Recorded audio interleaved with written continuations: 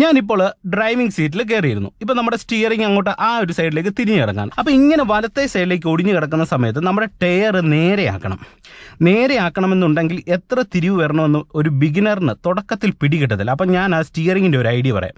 ഇവിടുന്ന് ഞാനിതേ ഈ ഒരു രീതി റൈറ്റ് സൈഡിലേക്ക് പിടിക്കുന്നു. ഇവിടുന്ന് ഞാനൊരു അര റൗണ്ട് തിരിക്കുകയാണ്. ഓക്കെ, വീണ്ടും ഞാനിത് അര റൗണ്ട് തിരിച്ചപ്പോൾ എൻ്റെ ഈ വണ്ടിയുടെ എംബ്ലം നേരെയായിട്ട് വന്നു.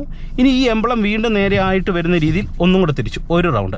ഓക്കെ, ഇപ്പോൾ 1.5 റൗണ്ട് ഞാൻ തിരിച്ചിട്ടുണ്ട്. ഇപ്പം നമ്മുടെ വണ്ടിയുടെ ടയർ പ്രോപ്പറായിട്ട് നേരെയാണ് കിടക്കുന്നത്.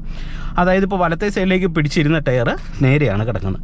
അപ്പം ഞാൻ ഇനി ഇടത്തെ സൈഡിലേക്ക് പൂർണ്ണമായിട്ട് എൻ്റെ വണ്ടി പൂർണ്ണമായിട്ട് ടയർ തിരിയണം. അപ്പം ഞാനിത് ഈ എംബ്ലം വെച്ചിട്ട് ഒരു റൗണ്ടിങ്ങിന് തിരിക്കുന്നു. നിങ്ങൾ നോക്കി, ഒരു റൗണ്ട് തിരിച്ചു. ഇനി എനിക്കൊരു അര റൗണ്ട് കൂടി തിരിക്കാൻ പറ്റത്തില്ല, കണ്ടില്ലേ? അര റൗണ്ടിൽ കൂടുതൽ തിരിക്കത്തില്ല. ഇനി ഇവിടെ ഒന്നും കൂടെ തിരിഞ്ഞാലേ ഇന്ന് നേരെയാവുള്ളൂ. അപ്പോൾ ഒരു അര റൗണ്ട് കൊണ്ട് തിരിച്ചപ്പം എൻ്റെ വണ്ടിയുടെ ടയർ ഇടത്തെ സൈഡിലേക്ക് തിരിഞ്ഞു. ഇനി നേരെ ആക്കണമെന്നുണ്ടെങ്കിൽ ആദ്യം ഒരു അര റൗണ്ട്, എംബ്ലം നേരെ വന്നു, വീണ്ടും ഒരു റൗണ്ട്. ഇപ്പം നമ്മുടെ വണ്ടിയുടെ ടയർ നേരെ.